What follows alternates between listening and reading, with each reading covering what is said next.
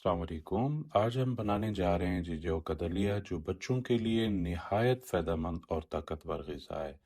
सबसे पहले आपने जौ का दलिया वॉश कर लेना है। वॉश करने के बाद अगर आप चाहें तो थोड़ी देर के लिए इसको पानी में भिगो कर भी रख सकते हैं।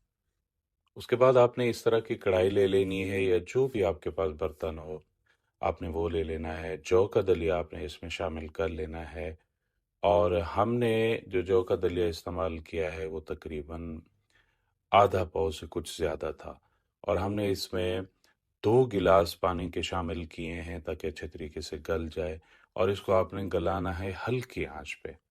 इसके ऊपर जो मैल आएगी आपने वो उतारते जाना है। ये तकरीबन कोई 5 से 6 मिनट के लिए इस तरह होता है कि मैल ऊपर आती है। जब सारी मैल निकल जाती है तो उसके बाद फिर जो है ना हम इसको चेक करेंगे गल गया है या नहीं, फिर हम इसमें शामिल करेंगे दूध।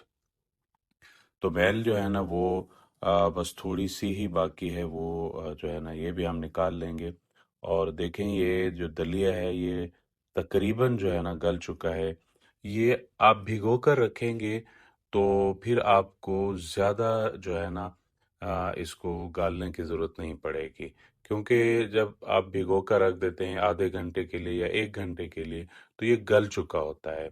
तो फिर ये है कि आपकी गैस भी नहीं ज़ाया होती और ये जल्दी से फिर जो है ना ये तैयार हो जाता है। तो आपने पहले क्या करना है, इसको भिगो कर रखना है। हमने भी इसको भिगो कर रखा था।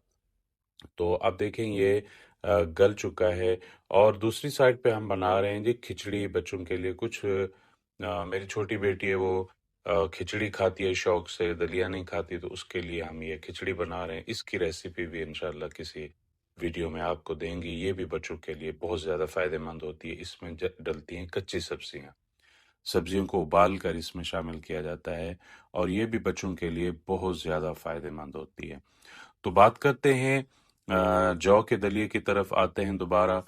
जौ का दलिया जो है ना वो तकरीबन जो है ना वो गल चुका है। तो अब हम इसमें शामिल करेंगे जी दूध। दूध हम इसमें शामिल कर रहे हैं आधा किलो। बड़ा जो गिलास होता है स्टील का, ठीक है, वो हम इसमें शामिल करेंगे। दूध को जो है ना हमने शामिल कर दिया है और अब हम इसमें हस्बे ज़ायक़ा जो है ना चीनी शामिल करेंगे। आप शहद भी इस्तेमाल कर सकते हैं, शक्कर भी इस्तेमाल कर सकते हैं, लेकिन हम इसमें शामिल करेंगे चीनी। और आप चाहें तो सब्ज़ इलायची भी शामिल कर सकते हैं और आप चाहें तो इसमें ड्राई फ्रूट भी शामिल कर सकते हैं।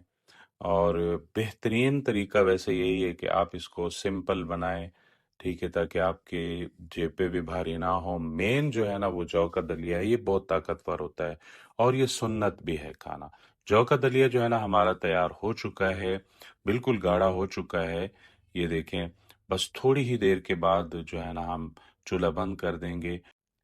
ये देखें जी जौ का दलिया जो है ना वो हमारा रेडी हो चुका है। तो दुआओं में याद रखिएगा। ज़िंदगी रही तो फिर मुलाकात होगी किसी वीडियो में। तब तक के लिए अल्लाह हाफ़िज़।